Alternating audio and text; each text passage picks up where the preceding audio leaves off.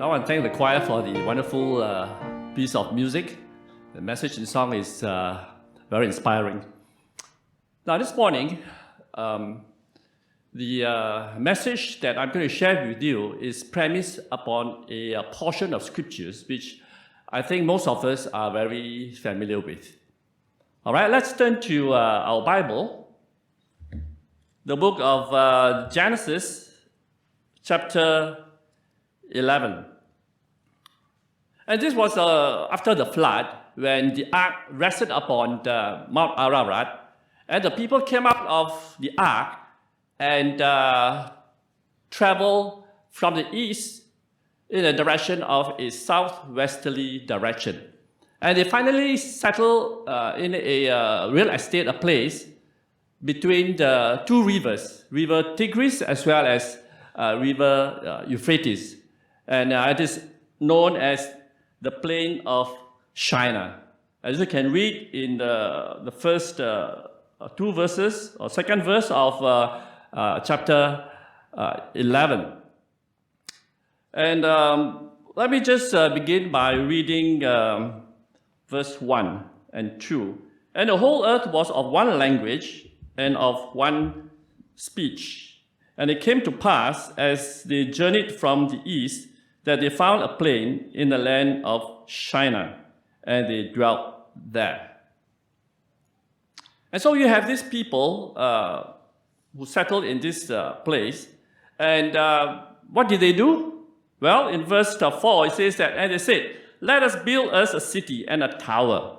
Well, what's wrong with building a city and a tower? You know, today we see so many cities, and there were tall buildings. In fact, if I'm not mistaken, the tallest building in our world today is, I think it's Burj Khalifa, right? And there are many more. And there are two more that's coming up which will overtake this Burj Khalifa. If I'm not mistaken, it's one in China, Shanghai Tower, and there's another one, I can't remember. And what's the purpose? Right? Whose top may reach unto heaven, and let us make us a name, lest we be scattered abroad upon the face of the whole earth. And so they gathered, and their aim is what? To make a name for themselves. You know, instead of singing "How great thou art," they are chanting "How great we are." You know, because the purpose of them building this tower. Now, by the way, this tower is not an ordinary building, but it has stairways, you know, wide stairways that goes round and round until it reaches to the top.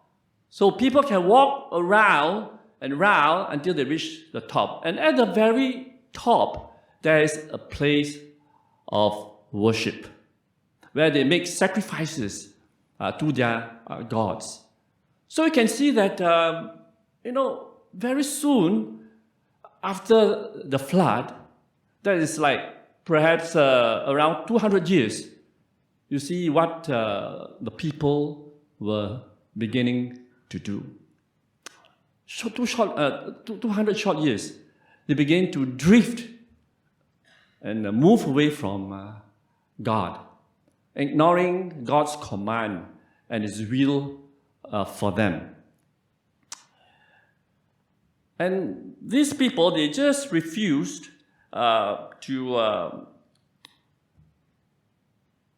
scatter and fill the earth, which God has intended them to do.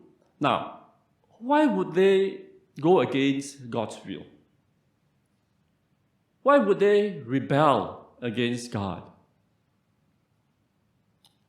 Well, we can see that, you know, it is due to their arrogance. It's due to their pride. They would not have anything to do with God's plan for them. They want to save themselves by their own method, you see. And we can see that, you know, the Bible, you know, has a lot to say about man's pride, man's arrogance and self-confidence. The people in the plain of China, they were trying to showcase their human achievement. Now, what mankind is showcasing in our day? Throughout the ages, mankind has been putting in a lot of time, energy, investment in showcasing their achievement. Now, I will come back to that at the very end of the sermon. One of the recurring themes in the Bible is God will humble the proud. All right? It's always, pride and arrogance that will go against God's will.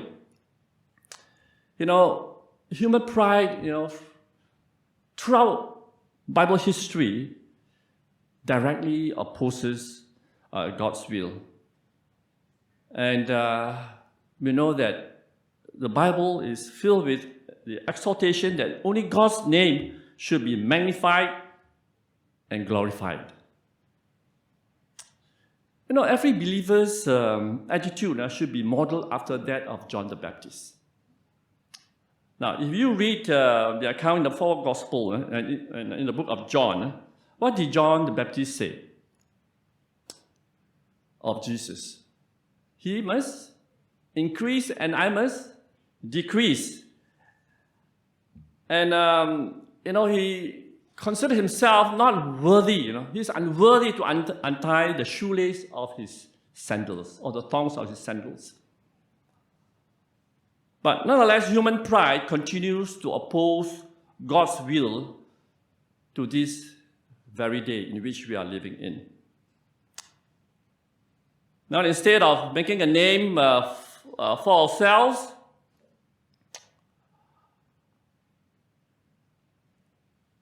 and assaulting God's name, we try to assault our own name.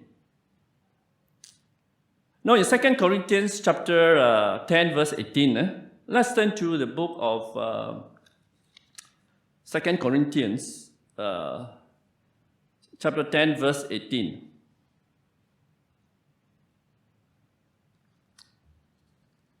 What does it say? 2 Corinthians chapter 10, verse 18.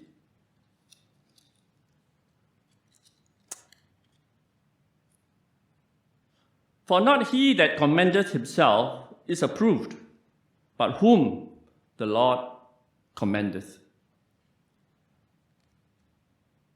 Self-promotion and self-praise is not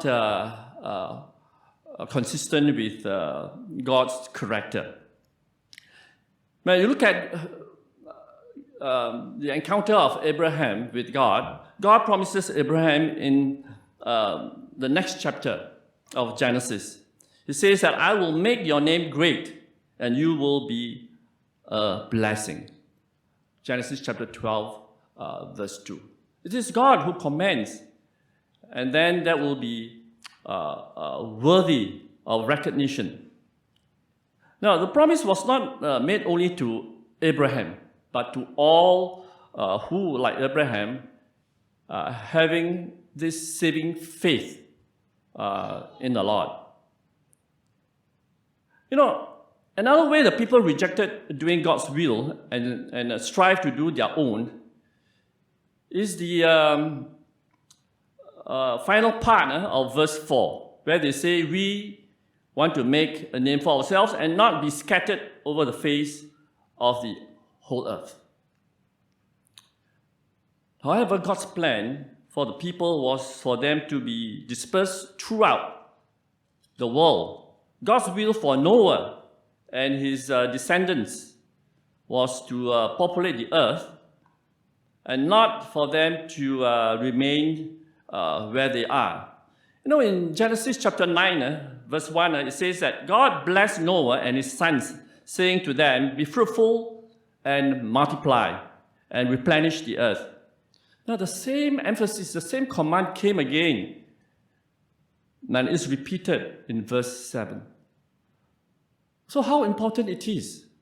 Whenever there is an emphasis within a short space of a few words, it means God means business. The people of China, they need to take notice. And throughout our Bible, there are emphases from Jesus, from the apostles, and it is for us to take time to ponder and to reflect because it means something. This same command of, be fruitful and replenish, echo the command, the same command during the time of creation. What did the Lord tell Adam and Eve? In Genesis chapter 1, verse 28, right? It is God's will for man to be fruitful and fill the earth by subduing the earth and caring for the earth, in order to be good stewards. But at the plain of China, they had no interest in reaching out around the world. But instead, in verse 4, they said, let us build a name for themselves. So we can see that this declaration of rebellion against God's will was truly opposite to what God's will for these people. Now, pride and arrogance of these people perhaps should not surprise us because, humanity will always oppose God's will.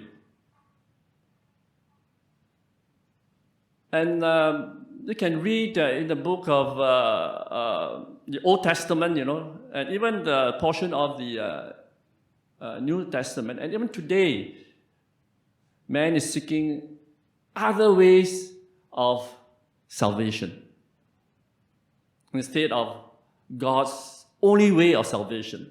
Jesus Christ said that I'm the way, the truth, and the life. And God's provision has been made very clear to all mankind. And that is what we call the plan of redemption or the plan of salvation. We are saved by grace through faith. And these people in China, they were trying to save themselves other than faith. They tried to work their own way. No matter what human beings do, when it is in opposition to God's purpose, it will never succeed.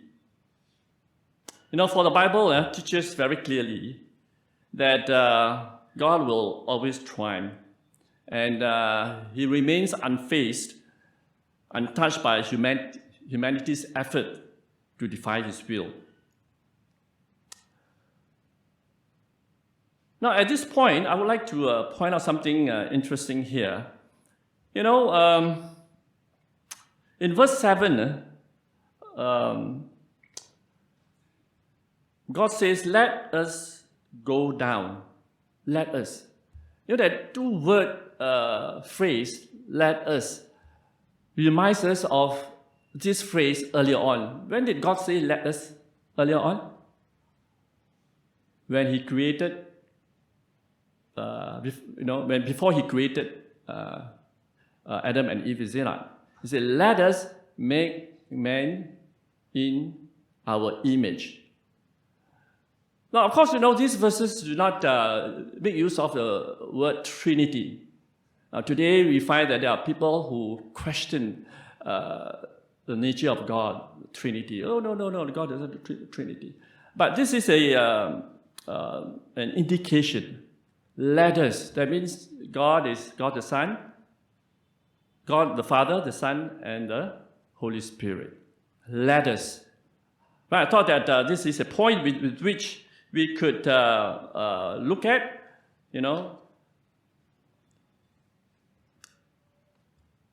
Now, in Genesis chapter 11, verse 7, So God came down and see what they have been doing, and he said, let us go down and there confound their language, that they may not understand one another's speech. So the Lord scattered them abroad from thence upon the face of the earth, and they left off to build the city. Therefore is the name of it called Babel. It is not a difficult task at all, for God to prevent and to stop anything that man would do in total rebellion and opposition to God. Can you imagine, all of a sudden, their languages were all confused and they could not understand one another. It could be very shocking. Well, for us to just read a narrative, it doesn't seem to impact on us that much. But as you ponder upon it, you realize that all of a sudden they could not understand one another. And I'm sure there's a degree of frustration and anger and hatred and perhaps violence as well. And since they cannot get together, they have to separate.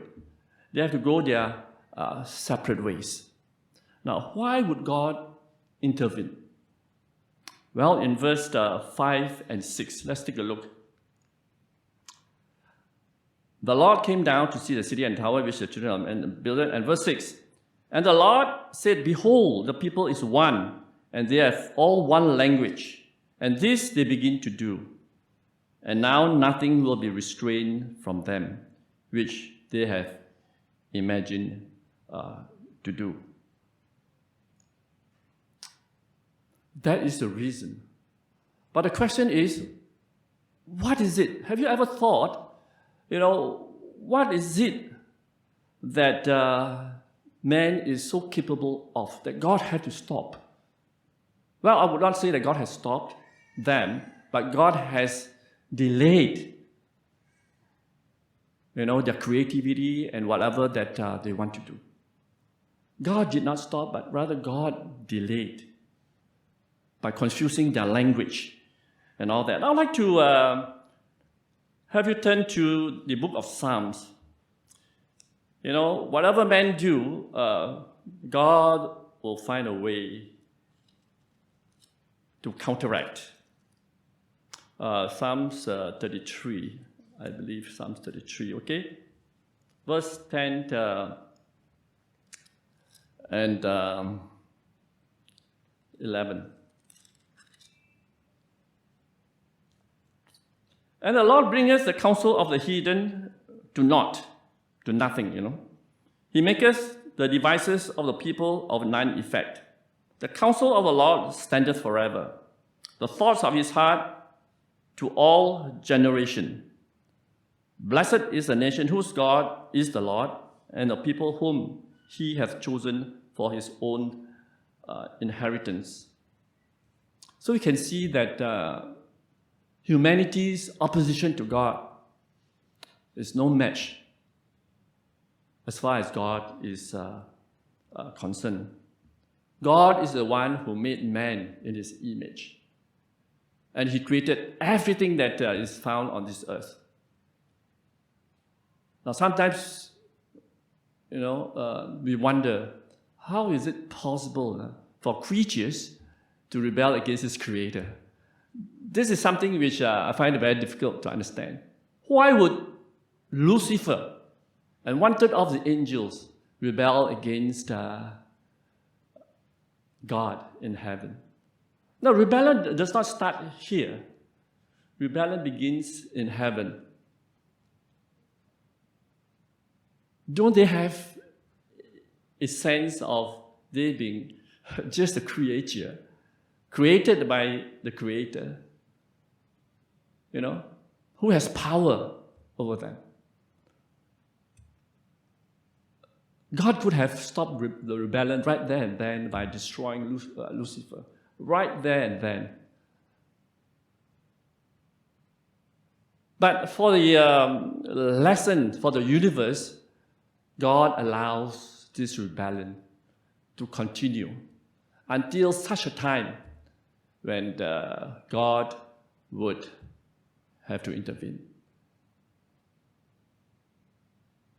And then you look at the destruction of the antediluvians.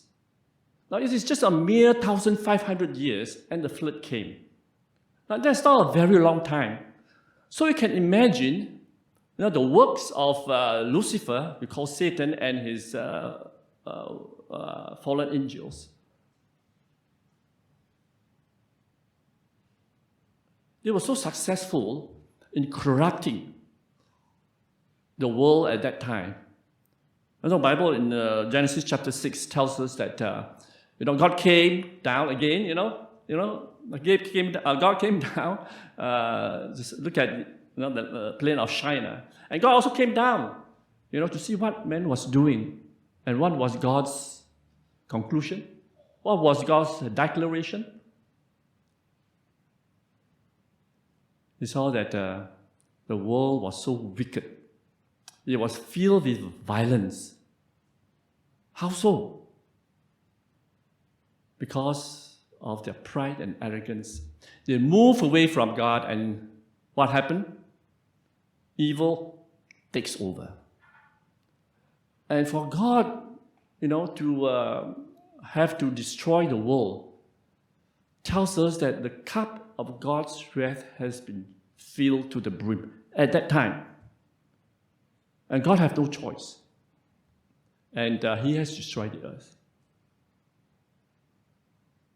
And God do not wish that the same thing would happen again at the plain of Shinar, which is just a mere 200 or 300 years after they have come out of the ark. If God did not intervene, then the cup of God's wrath will be filled even much sooner. Why so? You see, the antediluvians during Noah's time, they live an average age of 700 to almost 1,000 years. There are so many generations living in parallel together. Many generations. While you are giving birth to your children, and your great-great-great-great-grandmother is still producing. That's what it means. Their longevity is so great. And moreover, how many languages do they have? The antediluvians. One language. And so that allows for great collaboration. When there is efficient collaboration, there is no limit to which mankind can develop things to what limit we would not know. There's no end to what human beings can do. And at the plain of Shinar, they were speaking one language, and it is noticeable that the lifespan of the people that came out from the ark, who settled in the plain of Shinar, there is a drop of their lifespan. In fact, their lifespan is about 200, 300 years. There is this drop. But still, it allows for collaboration, because there will be, a reasonable number of generations working together, living together. So, with that kind of collaboration, rebellion will soon fill the earth. You see? So God have to stop at the very beginning of this rebellion. Otherwise, there will be another round of the antediluvian condition, where God would have to destroy the people again. But when God intervened, and with the shortening of man's lifespan, today, we are only like 70 and plus. There's hardly any collaboration available. And there are so many languages. But you know what? We are now living in a time and day where we are achieving and affording more collaboration. What we lack in longevity, what we lack in one language, no, because our world has so many languages. It is not conducive for collaboration and cooperation. But with the advancement of technology, it makes up for the lack of what we have lost. Technology allows the human race to collaborate and to cooperate. We need not have to stay next to each other. Scientists, scholars, philosophers in other countries can have meetings and collaborate and exchange and share their concepts and their ideas.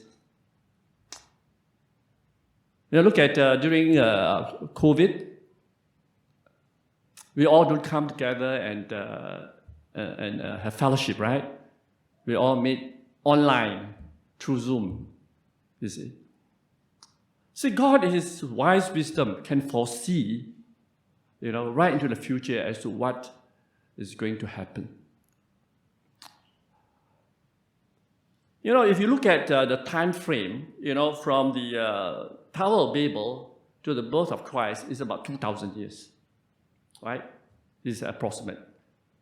And from the Tower of Babel to our time is another 2,000 years. So you can imagine, right, what the antediluvians can achieve, that is not to their benefit, but to their own destruction. God has delayed man's effort to oppose Him. Today we are living in a time when there is this explosion, what we call the exponential explosion of knowledge, of invention in technology. Since 1990, there is this exponential explosion of technology. And I'm not saying that the Bible talks about technology. Now, there's nothing wrong with technology. It all depends on the end user. All right? But I believe that the technology that we have today can facilitate man's final disobedience against God. Right? I'm not saying that technology is going to be the one that is going to cause the ultimate opposition against God, but rather it would facilitate. We know that technology can afford surveillance and control and deception. We can see images, in the sky that will form like it is very real. I remember in the Revelation chapter 13, it says that they can create miracle where fire will come down from heaven. Today we are looking at, artificial intelligence, the development of quantum computing and genetic engineering. I would say that, there is no end and there's no limit with which mankind can bring this advanced technology.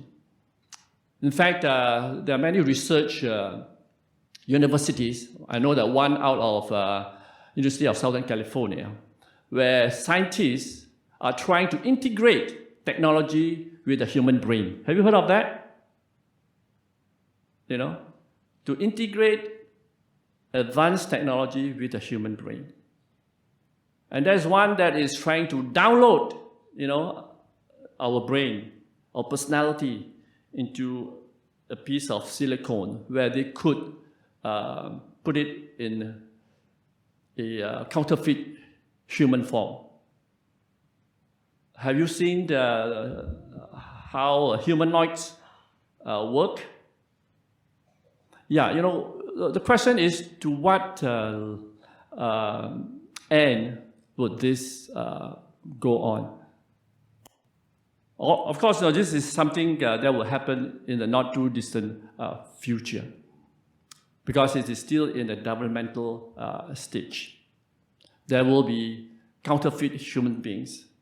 Now, the Bible talks about in the book of Revelation that there will be a final counterfeit of Jesus Christ coming. So we can see in the flow of Bible prophecy that there will come a time when even the very elect, if you are not careful, you can be deceived. Now, I want to end by, I know that my time is up, and I would like to have you turn to the book of Matthew, chapter 24.